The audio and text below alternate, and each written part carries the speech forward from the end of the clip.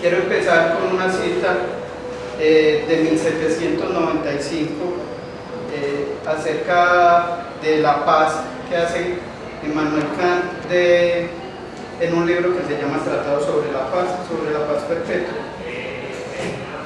Él se hace una pregunta luego de ver un cuadro en una residencia, en un hospedaje.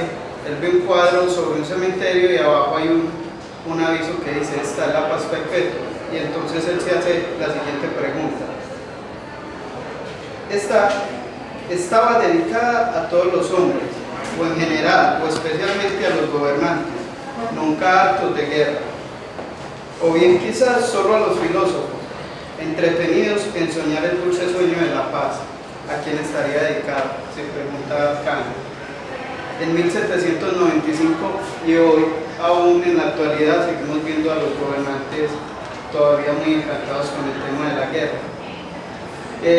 Este texto es uno de los textos en los que nos soportamos para realizar el trabajo que realizamos con los internos allá en el centro carcelario. La ruta que pienso seguir como con el tema es contextualizarlos acerca del centro carcelario. Es un centro carcelario municipal, por ende también trae como muchos imaginarios en los compañeros. A veces se piensa que solamente se manejan unos temas o que se maneja muy distinto a otros lugares, y en fin, entonces como contextualizar un poco sobre el centro para que entiendan las dinámicas del trabajo, de lo que pasa allí a nivel social, político, administrativo, y luego entrar a contarles cómo fue la experiencia. En las tres semestres de práctica que realicé allí, con los distintos programas, incluido el proyecto de la metodología de justicia restaurativa.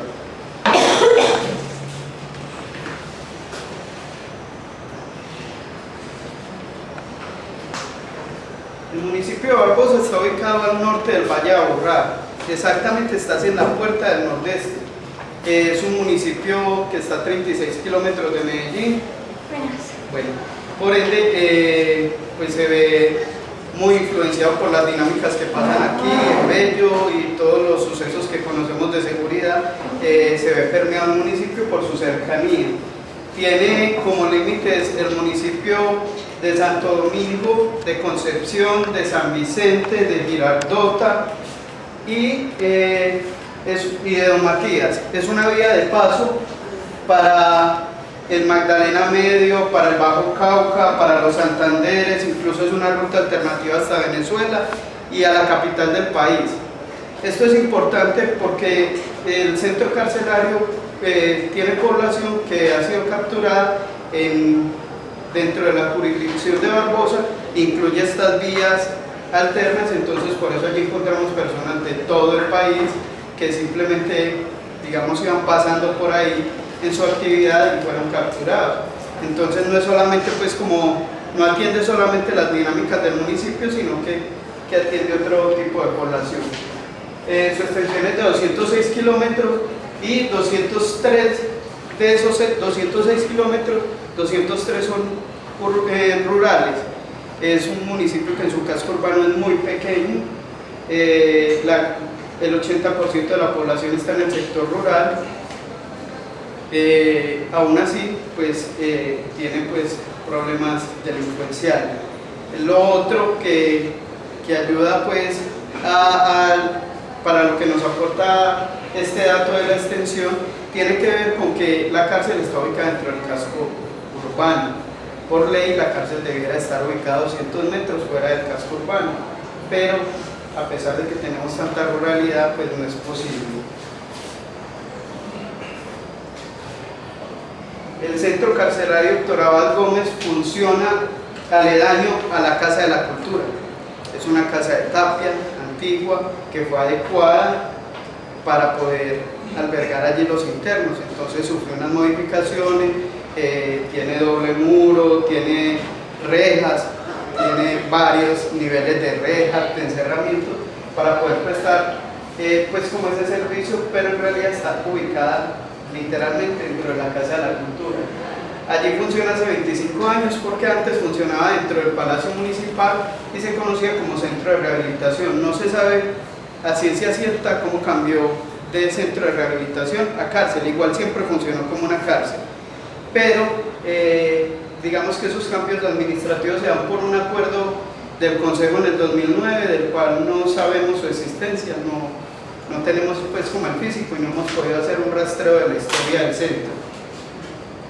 Tiene actualmente en custodia, eso la población es cambiante, pero hasta el viernes habían 65 personas en custodia, 29 condenados, 36 sindicados, el total de los 65, 22 son de Girardota y 43 de Barbosa.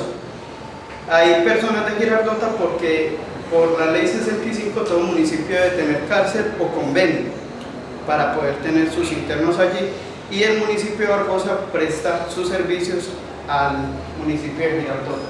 Allí hay privados de la libertad por diversos delitos, no es porque sea un municipio entonces los delitos son menores o son riñas en cantinas y demás, pues también se presentan, pero no es la condición, ¿cierto? Allí sabemos que eso es un corredor de tráfico de estupefacientes, de armas, de otros sucesos, es corredor de fuga y pues mucha gente queda capturada ahí en los operativos que se hacen en las vías. El centro carcelario cuenta con un personal que está conformado por 4 guardianes, un técnico operativo que es quien hace las veces de director, 2 personas en la cocina y 3 vigilantes por una empresa de vigilancia que solamente prestan el servicio de portería. No pueden ingresar al patio, no pueden realizar control adentro, solamente manejan la puerta y las requisas del ingreso, o sea, el control de ingresos de visitantes. Barbosa da cumplimiento a la ley 65, en los artículos 17 al 19 se plantea que todo municipio debe tener un centro carcelario donde se encuentran los indicados por delito y las personas que tienen que pagar contravenciones como delitos menores, incumplimientos de sentencia, aquellas personas que incumplen tutelas, funcionarios públicos que tienen como pena 3, 4, 5 días de arresto, cosas así. Todo municipio en Colombia lo debe tener, si no lo tiene debe tener un convenio. Muchos municipios incumplen esa norma, Barbosa no, Barbosa digamos que a media marcha pero cumple con la norma. Hace aproximadamente mes y medio en la audiencia departamental pública sobre cárceles y salud, el procurador general hizo como una advertencia y dijo: con 3 municipios que sancionemos y les clavemos una multa, todo el mundo entiende que esto es una responsabilidad de todos. Con toda seguridad la crisis carcelaria, si no, digamos, se supera, si se mengua bastante, si todo municipio tuviera donde tener siquiera su sindicado. Pero vemos que ya hay municipios que no están operando, no tienen operatividad de la fiscalía, de la policía, porque no hay donde tener capturado. En Barbosa tenemos esa ventaja. Estamos en un estado de hacinamiento.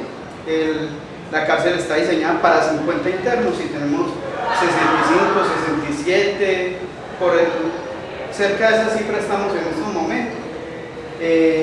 Lo que nos da un hacinamiento cercano al 34%, que ahí en la realidad no se refleja mucho. La alimentación es buena, la salud es buena.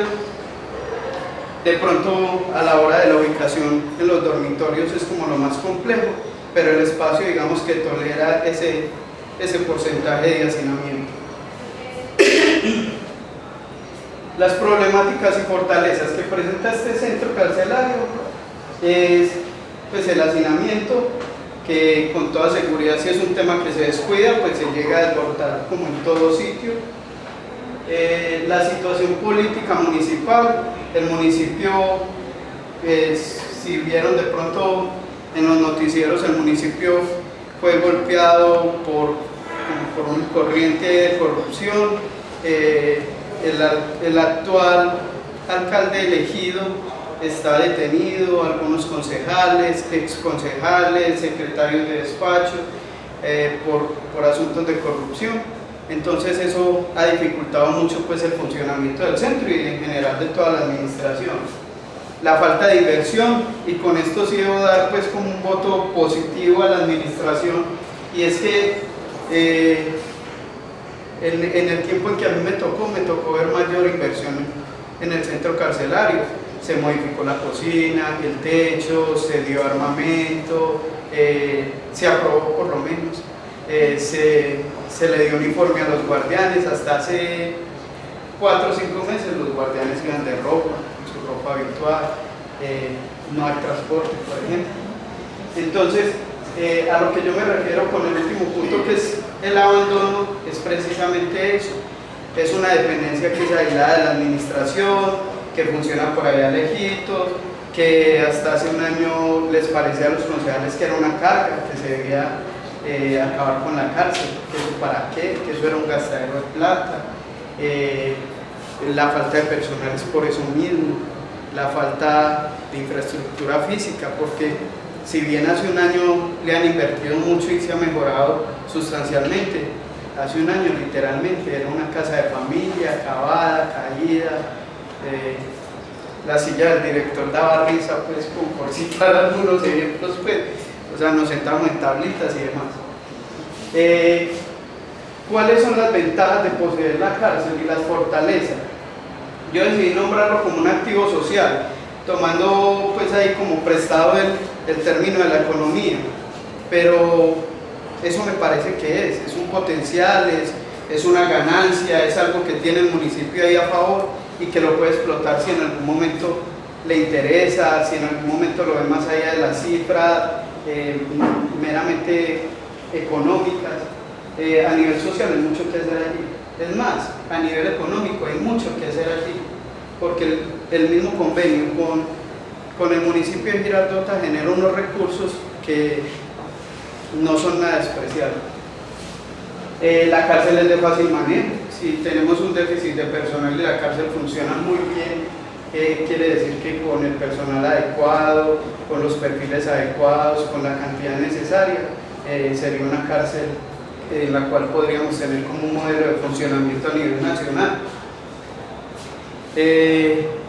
Y pues las oportunidades de desarrollar programas sociales, programas preventivos, combatir la criminalidad.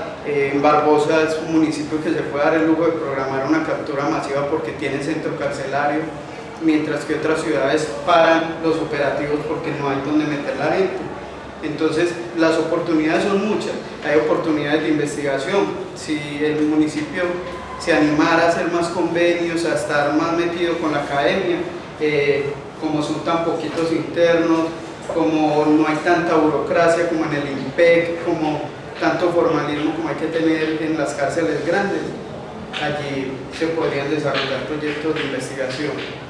Y es un ejemplo de gestión y administración porque quien hace las veces de director, el técnico operativo que nos acompaña, es una persona que trabaja con las manos, con las uñas, literalmente solo, no tiene auxiliar administrativo, no tiene absolutamente nadie en la parte administrativa. Él es todo el cuerpo administrativo, él es el consejo de disciplina, él es todas las instancias que sean posibles en una cárcel, y aún así la cárcel funciona bien, no tiene problemas de corrupción, no tiene problemas, al menos no avalados por la administración, no tiene problemas de ventas de drogas, de ventas de cambuche, todas las dinámicas que se ven en las otras cárceles. No porque sea una cárcel municipal, es porque la administración, la dirección de la cárcel se preocupa de eso y constantemente se trabaja en el tema para que no coja impulso. Si no hubiera un buen director, con toda seguridad, en la cárcel se vendían los cambuches, se vendía la bañada, se vendía la comida, se vendía todo, porque así pasa en todas las cárceles.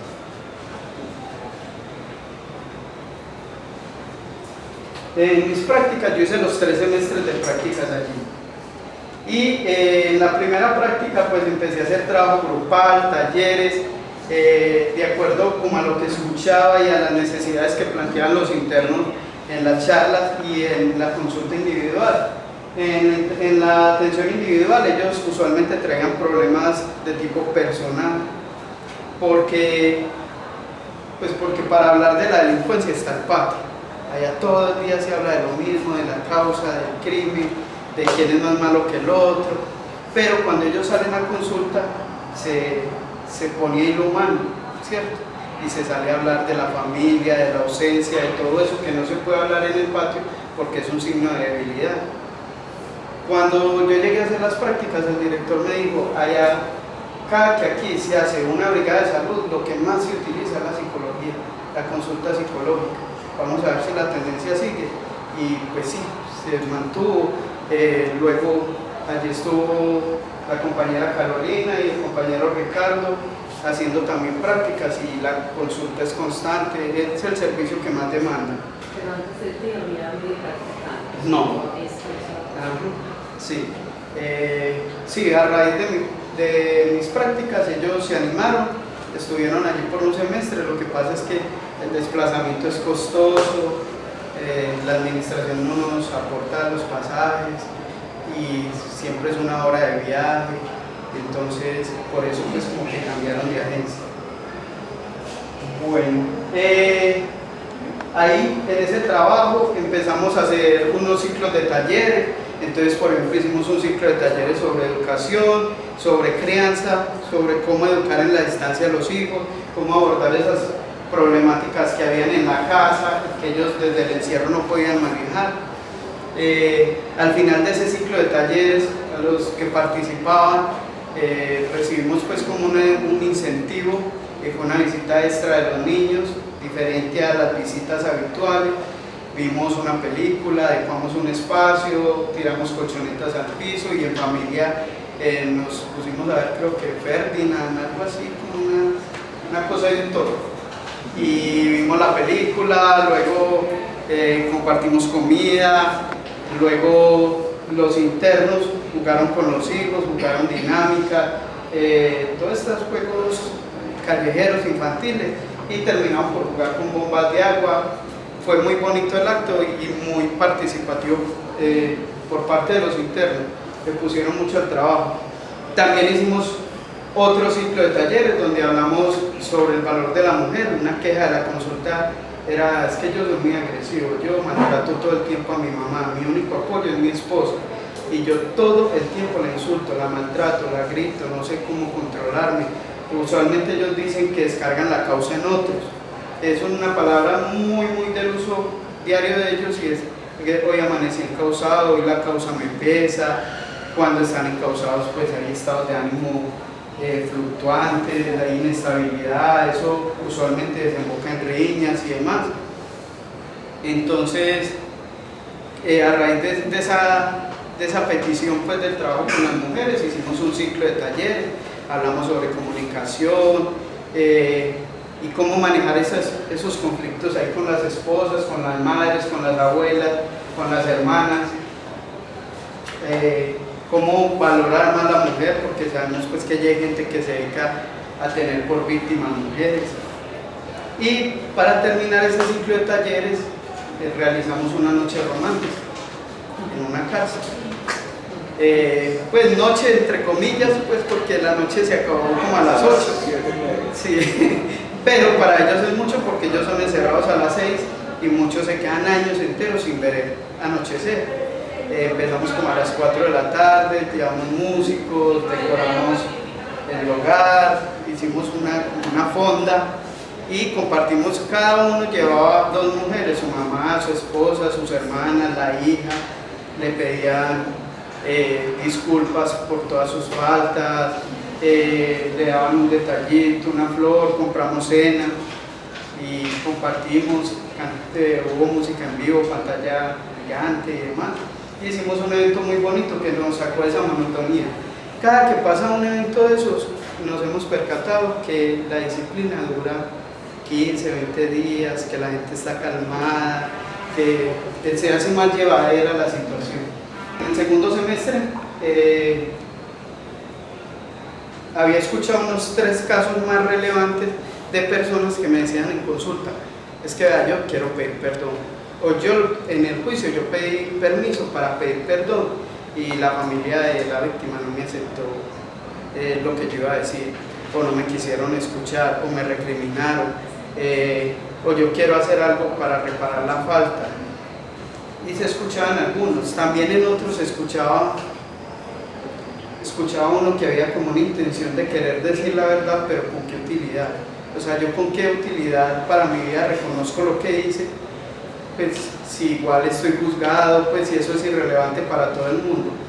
Entonces, a raíz de eso, con dos personas que por conveniencia, porque el caso era más manejable, porque había menor riesgo de revictimizar a la víctima, porque tenían, digamos, un nivel intelectual un poco más alto que el común de las personas allí, decidimos embarcarnos en la tarea, pues, de crear un proyecto de justicia restaurativa para esos casos.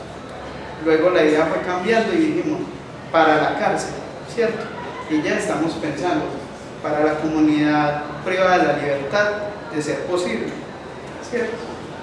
En las terceras prácticas se nos frenó mucho el trabajo porque a raíz de los problemas administrativos tanto del municipio como de la universidad, que coincidió con el cambio de decano, con que la profesora que coordina prácticas se quedó sin contrato y eso, pues no pudimos realizar un buen convenio, la seguridad social no estuvo ahí muy al pie de la letra y pues no se pudo ingresar al patio y tocó dejar el proyecto, trabajarle más desde lo teórico y no poderlo compartir.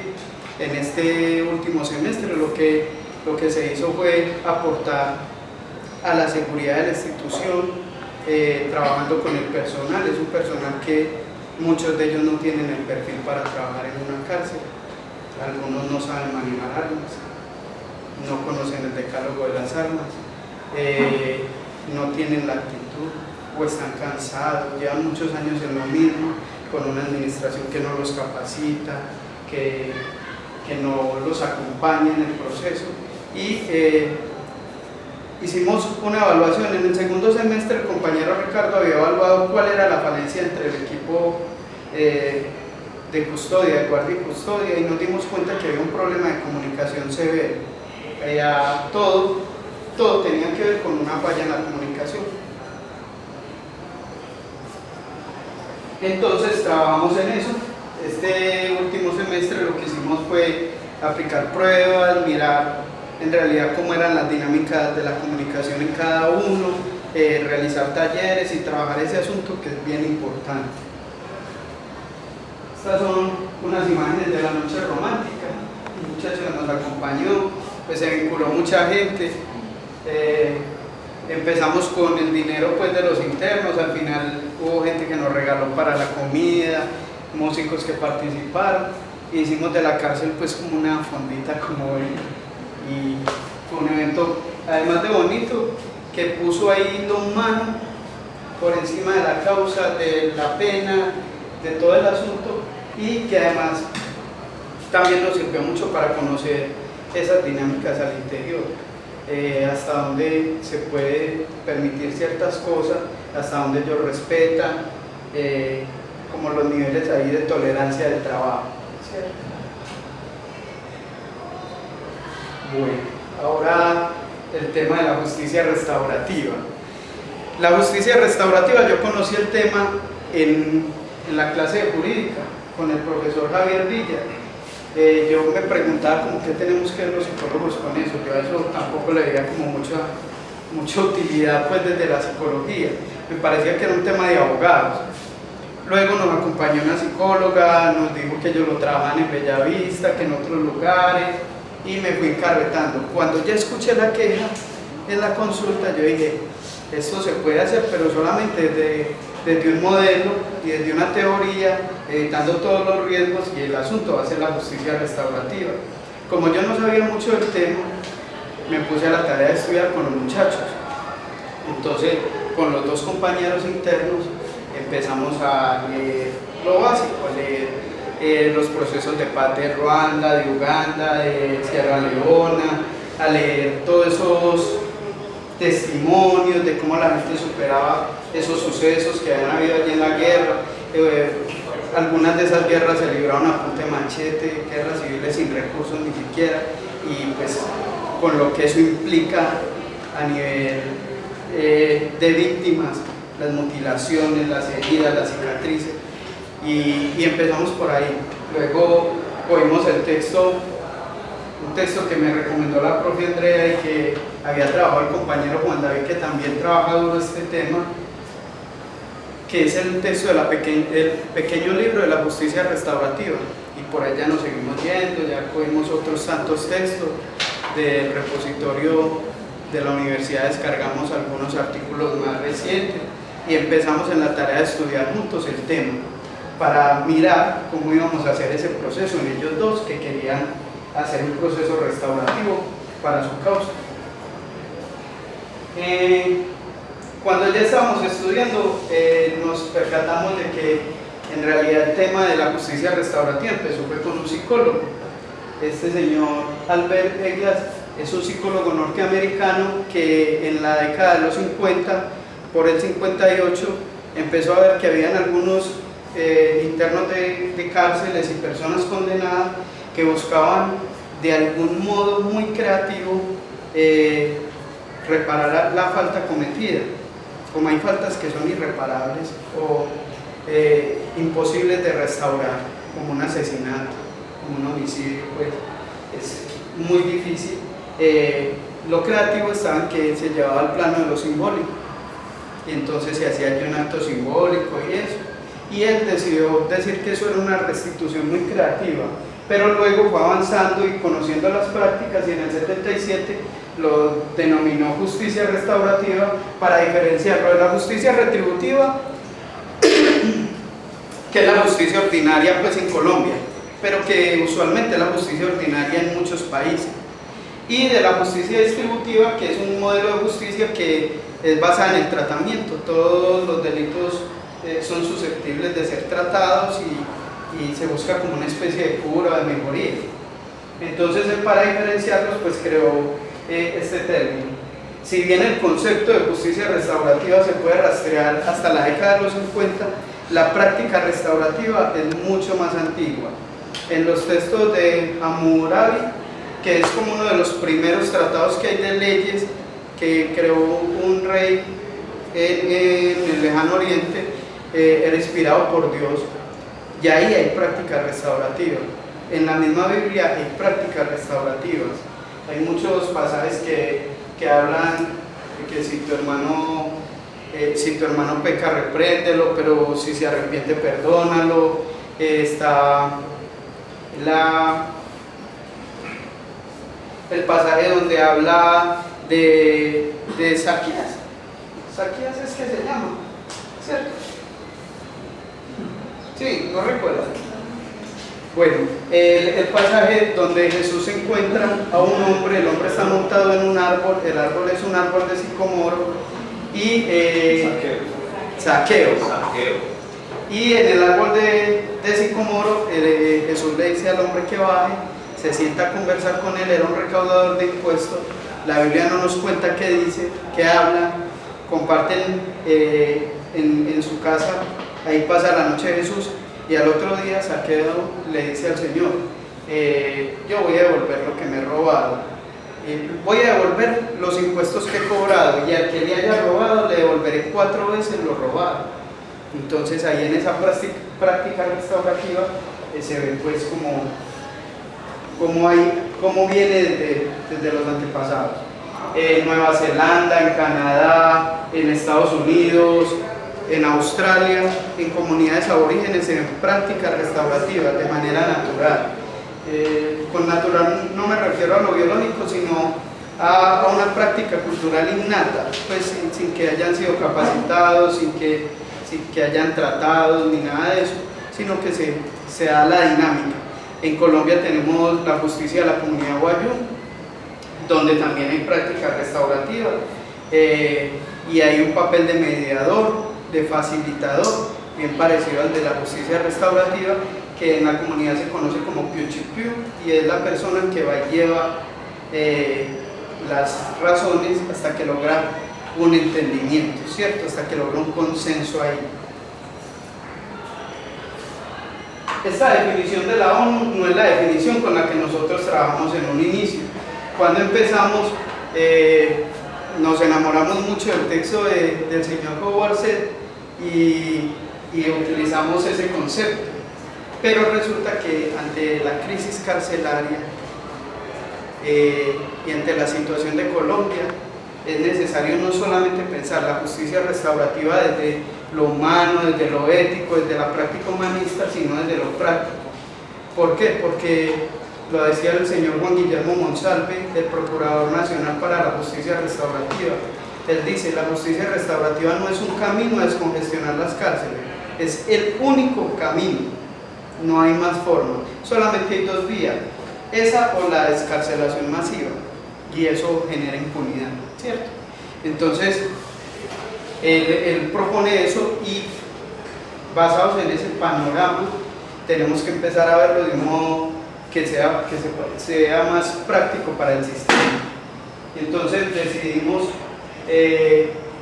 adoptar este concepto de la ONU, que dice que es una respuesta evolucionada al crimen, que respeta la dignidad y la equidad de cada persona, basándose en la comprensión y promoviendo la armonía social mediante la sanación de víctima, infractor y comunidad. O con estos tres temas, víctima, infractor y comunidad. Esta es por el contrario la definición o el concepto que da el señor Ser. La justicia restaurativa es un proceso dirigido a involucrar dentro de lo posible a todos los que tengan interés en una ofensa. Aquí se utiliza otro término, ofensa. Ofensa particular es identificar y entender colectivamente los daños, necesidades, obligaciones derivados de dicha ofensa, con el propósito de sanar y enmendar los daños de la mejor manera posible. Aquí no se habla de crimen, en el otro sí, ¿cierto? Y ahí ya hay como una utilidad con la justicia retributiva y con el sistema carcelario. Por eso decidimos adoptar el otro concepto. Las perspectivas de ambas justicias, ¿de cuáles? La justicia tradicional, penal, la justicia retributiva y la justicia restaurativa. En la justicia retributiva el Estado toma el papel de la víctima, él es el que determina y el delito es una ofensa contra el Estado y contra el ordenamiento, contra las leyes. Mientras que en la justicia restaurativa hay una víctima y es a la víctima la que se visibiliza. Entonces, en la justicia retributiva hay tres preguntas fundamentales: ¿qué norma fue vulnerada? ¿Quién lo ha hecho? ¿Y cuál es el castigo que merece? En la justicia restaurativa, por el contrario, pensamos en quién fue dañado, cuáles son esas necesidades que quedaron en esa persona que fue dañada por el acto y quién tiene la obligación de satisfacer esas necesidades. Sabemos pues de entrada que hay un responsable, ¿cierto? En el caso del centro carcelario, pues el infractor, el delincuente, el victimario y por último nosotros decidimos nombrarlo el ofensor. Los principios de la justicia restaurativa son: el crimen se define como un acto dañino contra las personas y las relaciones interpersonales, es algo que deteriora el tejido social. Las ofensas conllevan unas obligaciones por parte del ofensor y la obligación principal es la de reparar el daño causado. Todas estas diapositivas las saqué literal de los textos. Y como ven, se conjugan un término, otro y otro, van y vienen por ofensor, por víctima, por victimario, por delito, por delincuente, y eso fue uno de los problemas que vimos a la hora de empezar a desarrollar nuestro trabajo. No hay una terminología propia para la justicia restaurativa. El programa Ubuntu no es un programa, es una metodología. Ese fue el primer error que cometimos. Lo nombramos programa y no es un programa, es una metodología, es un proyecto, es un modelo.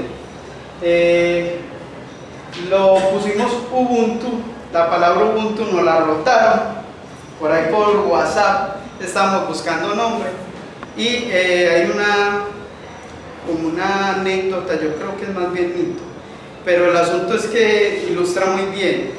Y es que la ONU, en un trabajo que hacen con los niños en zonas de conflicto de guerra, recreativos, la ONU una de las recreacionistas estaba jugando con unos niños en África y puso una canasta bajo un árbol llena de frutas en una zona desértica.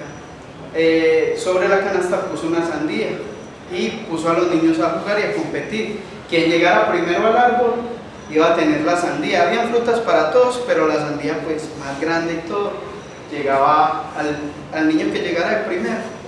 Los niños se cogieron de la mano y salieron corriendo y llegaron todos juntos y compartieron. Ella les preguntaba que por qué habían hecho eso, pudiendo algunos ganar, y ellos contestaban que Ubuntu. Ubuntu es una palabra que no tiene traducción directa porque es de un dialecto del Swahili, pero es una práctica, son muchas prácticas, pero que todas van orientadas hacia lo mismo. Entonces nos gustó la historia y decidimos buscar Ubuntu, la rastreamos, y una de las traducciones que encontramos fue: yo soy porque nosotros somos.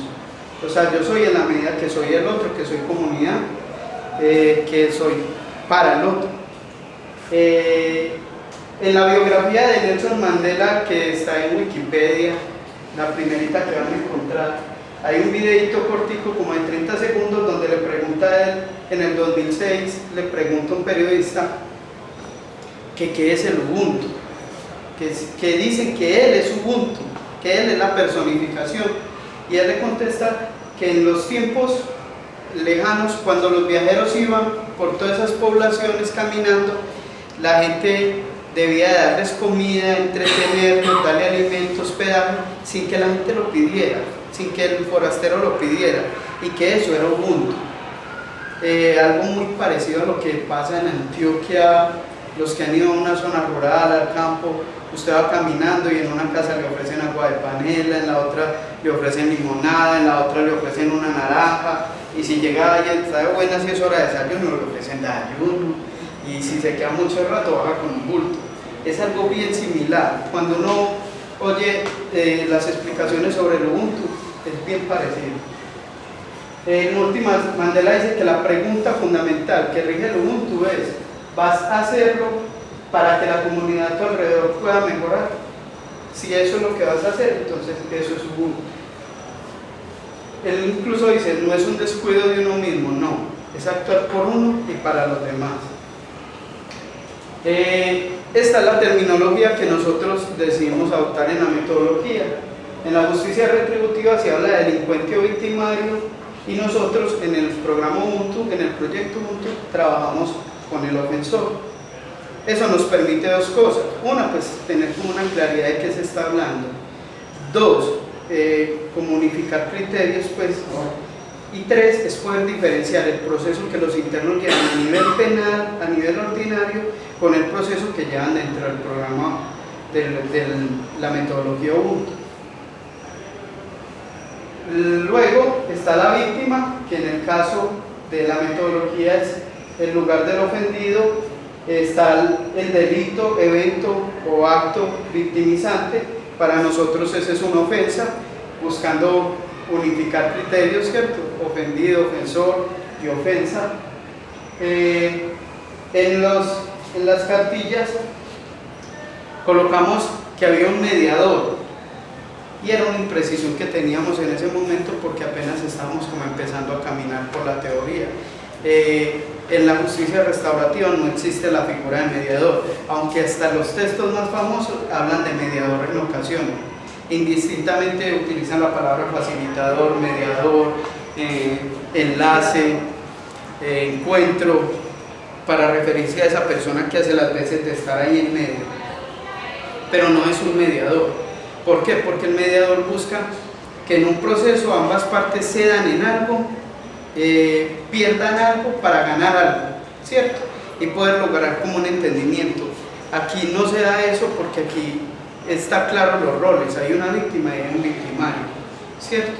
Entonces, digamos que ahí quien aporta la actividad es el victimario, el ofensor, pero en últimas quien hace el trabajo grande es la víctima, porque el trabajo grande es el trabajo del perdón, de la participación, A mí me parece que ahí está el trabajo grande, aunque el papel activo en este caso lo tiene más que todo el profesor.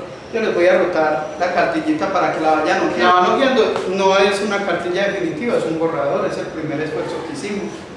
La idea es irlo modificando, estamos en proceso de obtener el registro de propiedad intelectual, entonces les pido el favor que no le tomen por favor imágenes porque estamos en ese proceso, pues fotitos o eso. Bueno, y en la justicia retributiva se habla de una condena, de una pena, de la causa. En la justicia restaurativa, en nuestra metodología, se habla del acto restaurativo. La metodología se compone de estos pasos. ¿Cómo los encontramos? El proceso de nosotros fue muy en la práctica, muy empírico. Hicimos la vía por donde nos la mostró la práctica, digamos que la cotidianidad del centro. Y así como ellos llegaron a ese proceso restaurativo, así le fuimos dando forma a la metodología. Lo primero es que se socializa el programa y se espera ver quién tiene esa voluntad, esa necesidad de participar, de pedir perdón, de reparar a su víctima, de restaurarla.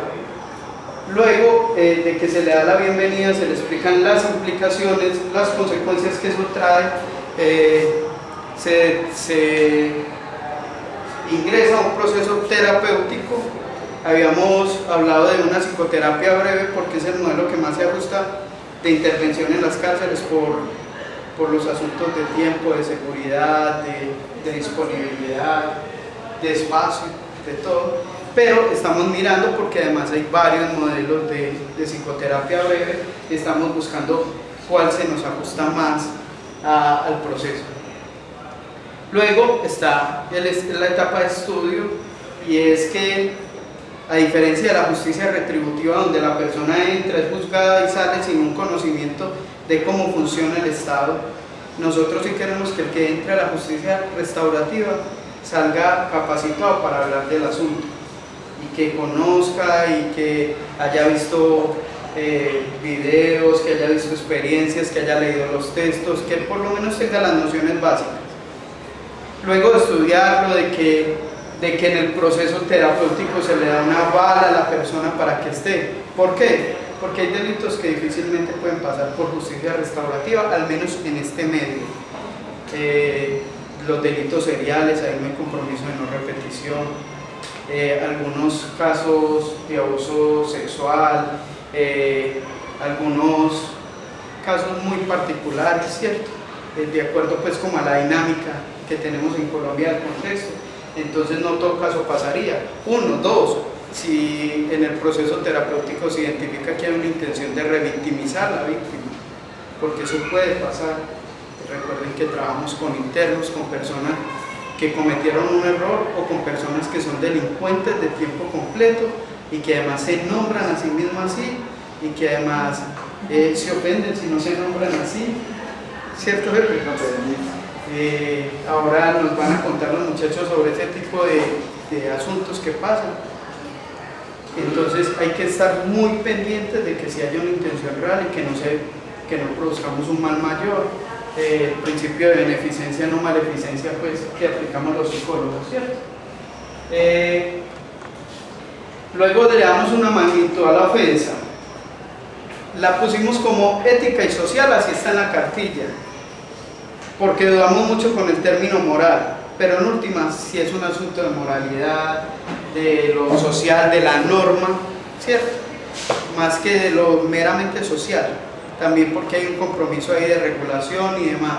Entonces, en la magnitud de la ofensa se busca que el victimario asuma lo que hizo y empiece a decir: lo que yo hice no se lo hice a otro, también me lo hice a mí, es que yo estoy encerrado, es que hay unas consecuencias, es que yo tuve la elección de decir no. O sea, que haya un compromiso allí desde lo subjetivo y empiece a asumir.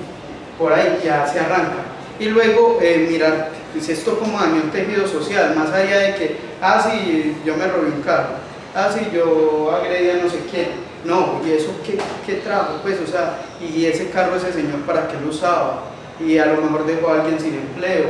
Y toda la la cantidad de cosas que viene detrás de un crimen. Entonces empezar a contemplar ese panorama más amplio. Usualmente escucha uno que el delincuente no pasa del acto, de lo que hizo ese día puntual, y borra la historia, su historia, la historia de los demás, la historia de la víctima. Le interesa ese acto. Ah, no, a mí me trajeron por tal cosa, una bobada, yo eso salgo fácil. Y no miran las implicaciones. Ah, me cogieron robando con un menor, es que instrumentalización, yo coloco ya la fuerza, el acaso era un alicate. No miran más allá en el contexto, no piensan por qué se le imputa X o Y cargo. Entonces eso es lo que buscamos aquí, que tengan un panorama más amplio.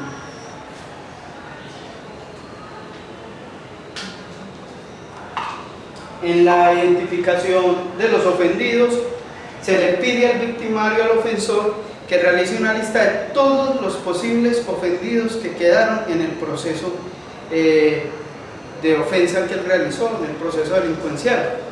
¿Por qué? Porque la única víctima no es la víctima directa. Está la familia del mismo interno, que tiene que ir a una cárcel, a visitar, a gastar dinero, a pagarle salud, un montón de cosas.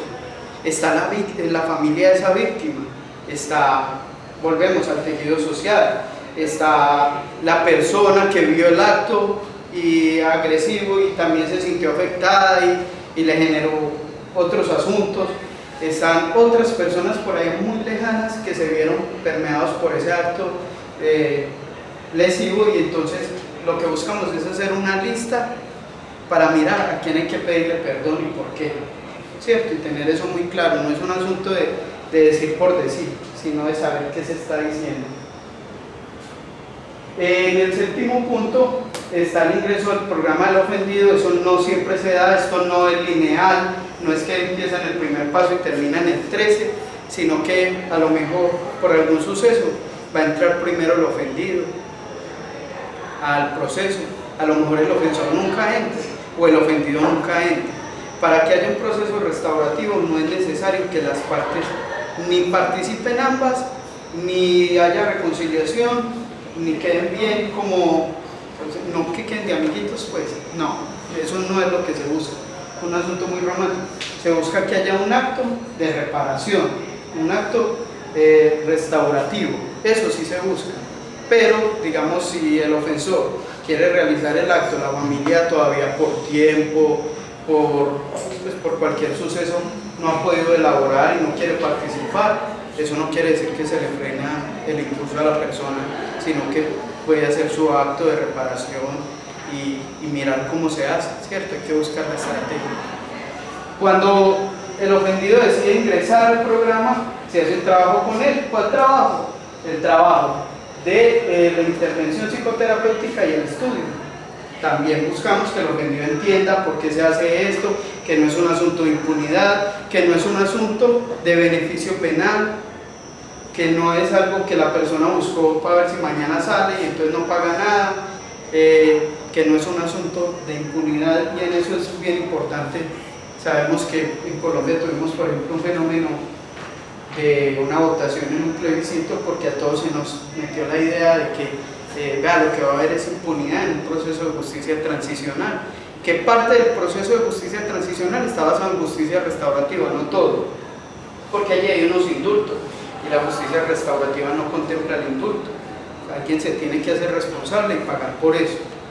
Entonces ahí hay una consecuencia. Entonces es importantísimo que el ofendido entienda por qué se va a hacer todo este proceso, y a lo mejor eso abre la puerta a que participe de un modo más consciente.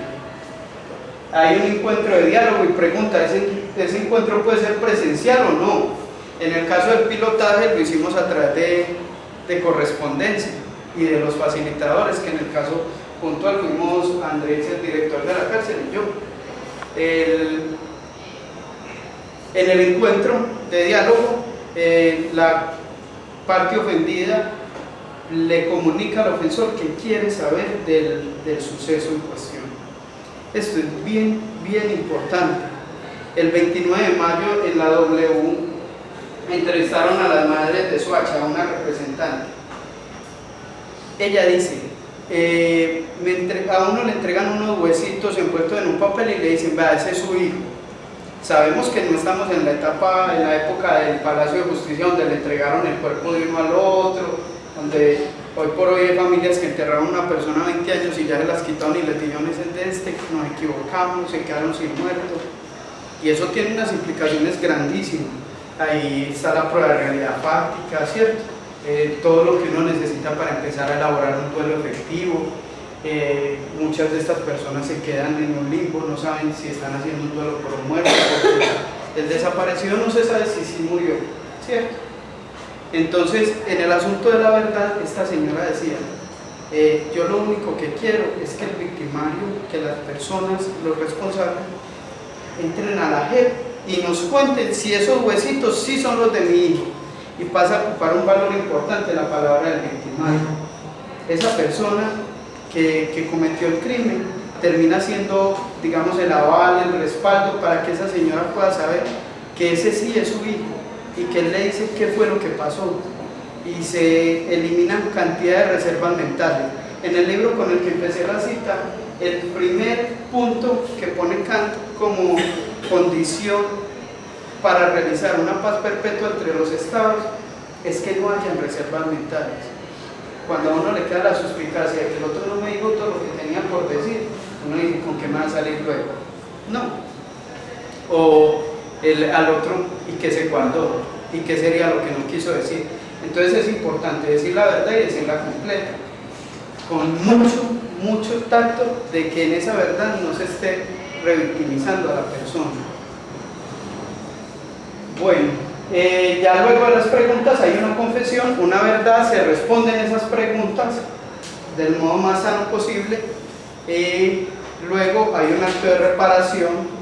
El acto de reparación debe ser o pedido por el ofendido o propuesto por el ofensor, o a lo mejor lleguen a un entendimiento y decían que, por ejemplo, en el mismo caso puntual, en el de las madres de Soacha, hay por ahí una declaración de una figura pública que dice, no, es que si los mataron no estaban cogiendo café. Y resulta que si uno lee, escucha las declaraciones constantes de ellos, de las víctimas, de las madres, de las víctimas de Soacha, ellas dicen, lo importante es que le devuelvan el buen nombre. Mi hijo era un niño especial, mi hijo no tenía problemas delincuenciales, no estaba cometiendo un mal acto. Con que digan la verdad y digan que él era la luz de mis ojos, dice la mamá de un niño especial, un adulto en condición especial que fue asesinado allí. Con que digan que eso para ella es suficiente, le devolvió el buen nombre a su hijo. Entonces a veces, digamos que a ese acto se llega por acuerdo. Hay una reconciliación, no en todos los casos, ojalá se diera, pero no en todos los casos, y no es necesario. Y por último, un acto simbólico de cierre. En nuestro pilotaje, eso que veremos. Llegamos hasta la reconciliación, el acto simbólico no se pudo llevar a cabo porque estamos hablando de una institución que fue la ofendida, la Policía Nacional, es jerárquica, piramidal, es decir que usted habla con un señor y el señor tiene que preguntarle a otro señor, que le pregunta a otro señor, ese a otro señor, y él, hasta que el último señor por allá dice, sí, hagámoslo, sí, y es una cadena. Entonces lastimosamente nunca pudimos llegar al acto simbólico de cierre, pero se hizo la otra parte. El pilotaje lo empezamos por aquí. Esta es una carta. Hoy tenemos aquí presentes los dos compañeros que me ayudaron a la elaboración de la metodología, los dos internos del centro carcelario. Esta es la carta que el señor Walter me autorizó a que la mostrara y a que hablara de los casos de ellos, donde ellos contactan a la policía, le cuentan qué están pensando hacer sobre justicia restaurativa, le piden perdón.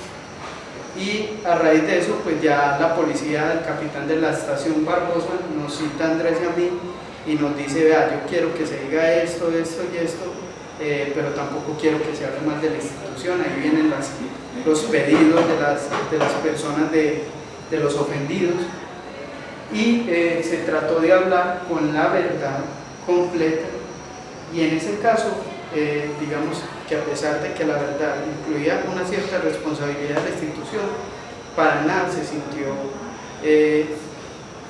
revictimizar a la institución. De hecho, lo preguntamos para saber si hay cosas que ajustar y no. Digamos que eso hacía parte de la verdad completa y eso permitió que muchas de las personas asistentes se identificaran con la realidad, con lo que pasa en la institución.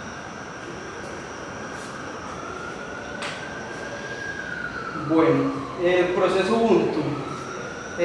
No buscamos evadir el proceso en la justicia ordinaria, para nada. No se pretende dar impunidad.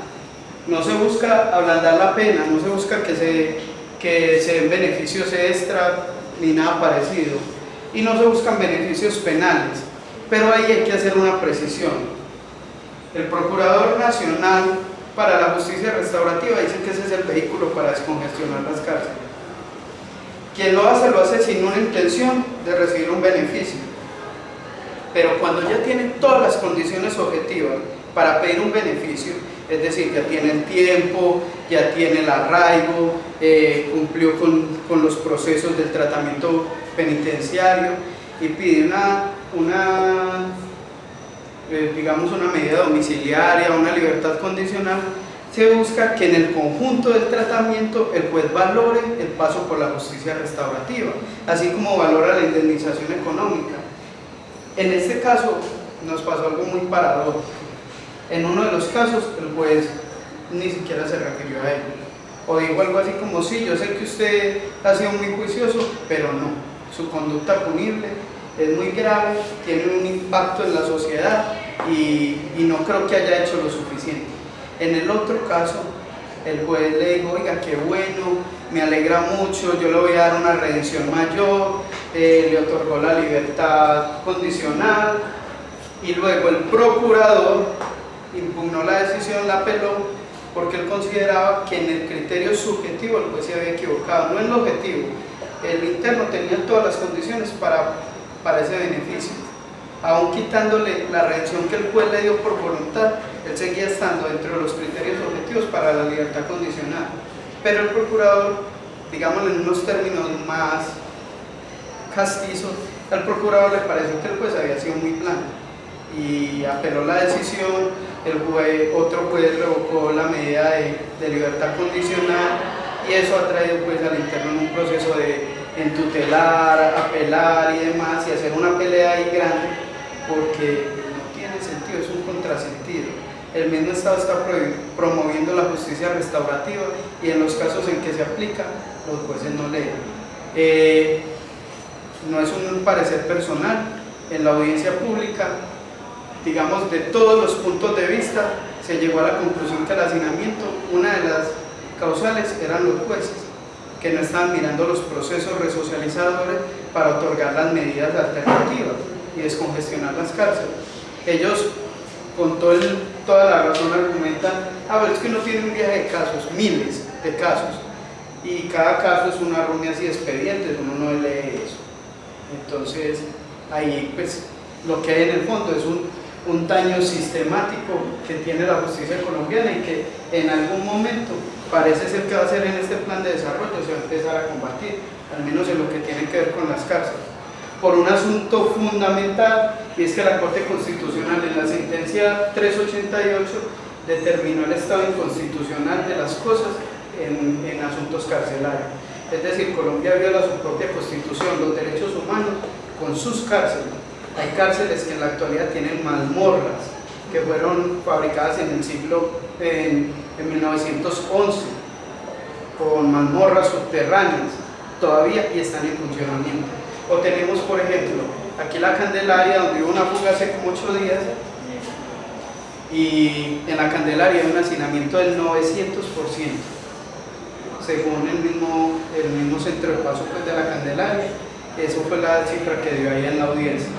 Entonces, mire que el Estado actual debe de empezar a trabajar sobre esto. Por eso decimos con la psicología, con lo individual, con lo humano, sino que además a esto hay que darle un sentido práctico, hay que darle un sentido en la realidad y hay que mirar esto como aporta sin que haya impunidad.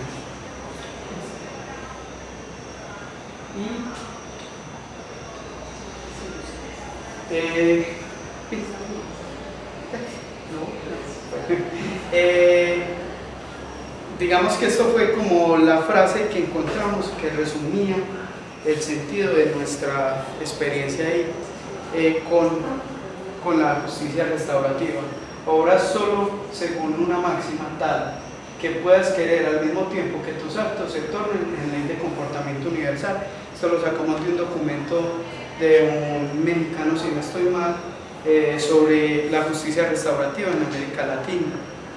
En la actualidad, la justicia restaurativa en América Latina es la justicia de menores en México, es el sistema penal para adolescentes en México, en Chile y en Canadá. Aquí en Colombia no. Aquí en Colombia dice la norma que el Instituto Colombiano de Bienestar Familiar destina unos recursos para justicia restaurativa que no, la verdad no sabemos, están en el COMPET, pero no se sabe quién los administra, si sí se destinan o no.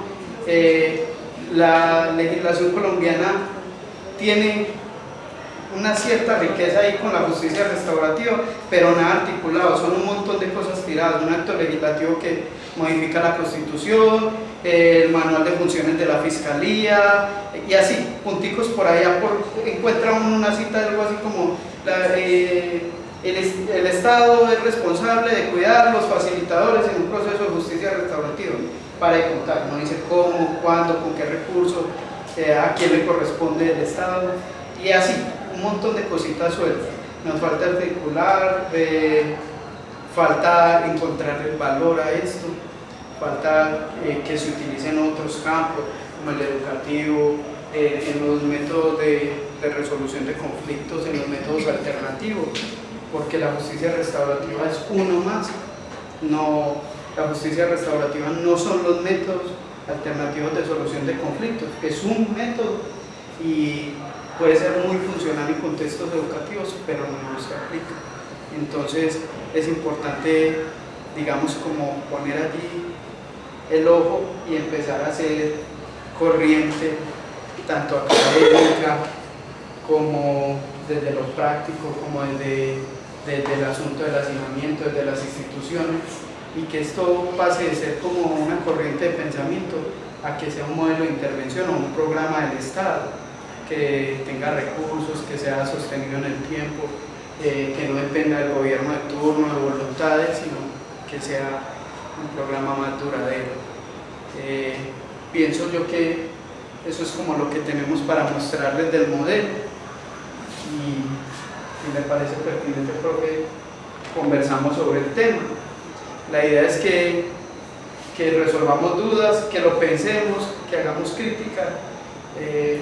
Una de las experiencias en el camino en que fuimos construyendo la metodología, invitábamos a personas, y entonces fue el compañero Felipe y nos habló sobre los guayú y nos explicó cómo era ese sistema de justicia, y fue otro compañero y nos diseñó el logo, y entonces nos lo regaló un artista, y así, y entre ellos fue un estudiante de Derecho. Nos dio varilla todas las reuniones. A él no le parece, a él le pareció muy bobo, muy romántico, que eso no se daba, que eso no tenía fundamento, y para nosotros fue el aporte más valioso, porque nos puso en constante falta, porque había cosas que no sabíamos responder y tocaba ir a ver si él tenía razón o si habían otras posturas, porque desarrolló en los muchachos una habilidad para el debate impresionante, porque yo usualmente en esos debates no me metía, pero ellos capoteaban el asunto porque sabíamos que nos estábamos entrenando para ese acto restaurativo en el cual a lo mejor algún policía les iba a decir, venga, no hablen de eso, o en fin, o yo no estoy de acuerdo, ¿para qué nos trajeron aquí? Entonces, digamos que ahí ese fue uno de los grandes aportes. Entonces eso esperamos. Por último, les voy a mostrar el videito de la conferencia, el videote de la conferencia restaurativa de los muchachos. Dura como hora y algo, como hora y media, no sé, pesa 4 gigas.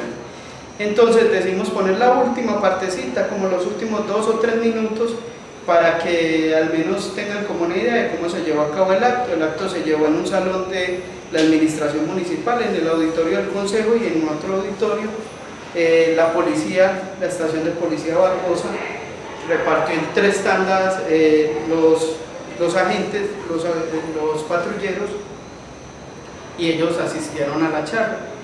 Luego de escuchar toda la conferencia de reparación, ellos había un espacio para que se expresaran, para que preguntaran, para que dijeran lo que pensaban, y fue bien importante. Aunque no hubo acto de reconciliación y no hubo ese cierre simbólico, allí pasó en lo simbólico algo muy importante. Uno es que, por ejemplo, alguien de un modo muy agresivo empezó a hablar y nos asustamos, y él simplemente nos explicó que cuando él entró allá, él estaba convencido de que nos trajeron a que escucháramos a estos y fue lavarse en las manos, en fin, y que luego de que escuchó toda la historia y cómo pasaron los hechos en ese caso puntual, él entendió que allí pasaban más cosas que él no conocía, y que nos pedía disculpas, le pedía disculpas a sus excompañeros por haber llegado a pensar mal de ellos.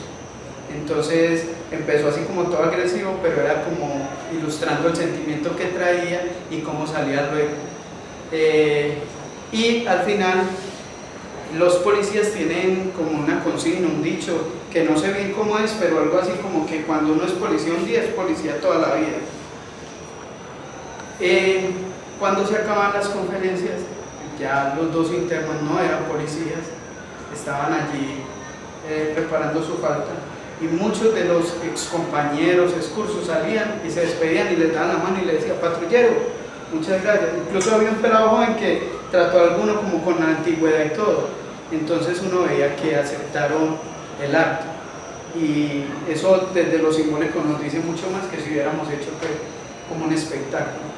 En últimas, esperamos tener los derechos del proyecto, tener todo lo legal en orden para realizar como una difusión, para a lo mejor poder hacer, qué sé yo, un acto académico donde podamos invitar a los jueces de ejecución de pena y decirles: venga, metámosle el diente al tema, a ver qué podemos hacer, valoren de otro modo, que ellos vean que hay un compromiso ético de nuestra parte y no es un asunto de corrupción, de evasión, como se presenta en el medio en tantos casos.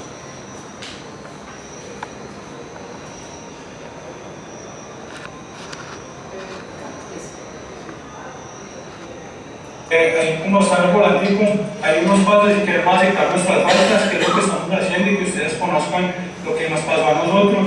Está identificar la magnitud de la ofensa, está pedir perdón, que es lo que acá en voz de mi compañero queremos pedirle perdón a ustedes que hacen parte de la Policía Nacional con nuestras actividades malas. Ustedes no tienen la culpa, así como ningún jefe de los que nosotros acá estamos contando que en algún momento le podemos radio, pues la policía no tiene la culpa. Hay oficiales y personas que no hacen su trabajo bien. Expresar la verdad, reparar mis errores. Esto es una de las partes de reparar nuestros errores. Queremos hacer una actividad con la comunidad donde trabajaba Márquez, con las personas de la calle, los habitantes de la calle. Queremos brindarles un alimento, queremos hacer una actividad con ellos y reconciliarme con el ofendido, que ya es lo que vendrá más adelante, ya con todas las autoridades y el compromiso de no repetición.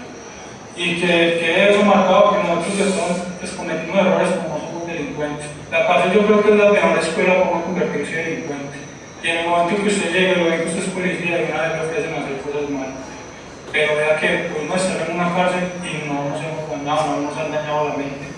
No nos importa hacer cosas malas. En este momento lo más importante es nuestras familias.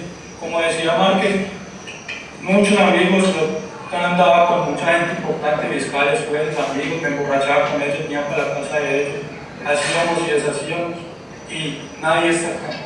En este momento la única persona que está conmigo es mi esposa, mi familia está en Bogotá, si han venido 2 o 3 días ha sido mucho, y la única ayuda que yo tengo es de mi esposa y la familia de ellos.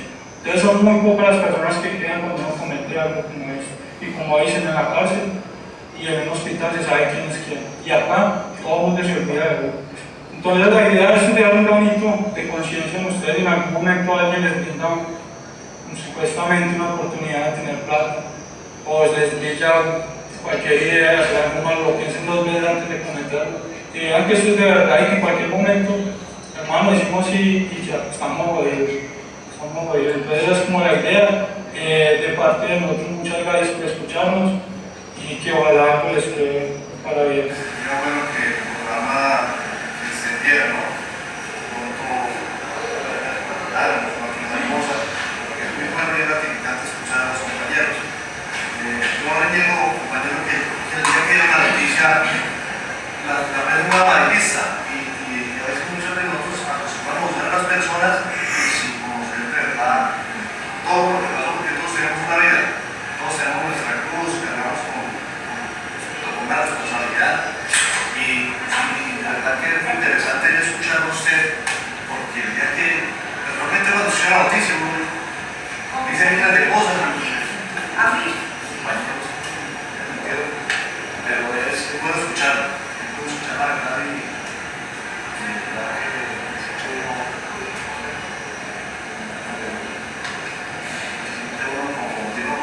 así, nosotros pues ya sabemos que la prensa es muy amarillista con la institución, ya claro, pero es muy gratificante escuchar el programa que el programa de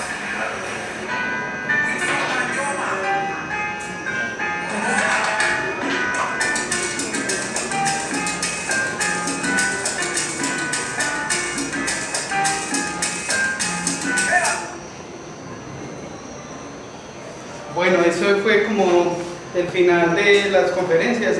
Las conferencias cada uno contó su historia de vida, pidió perdón, fueron muy emotivas, un asunto bien fuerte a nivel anímico. Esto es en el centro carcelario, ellos con su cartilla. Y muchas gracias a todos por conocernos, por dejarnos compartir esta experiencia. Nada, conversemos sobre el tema.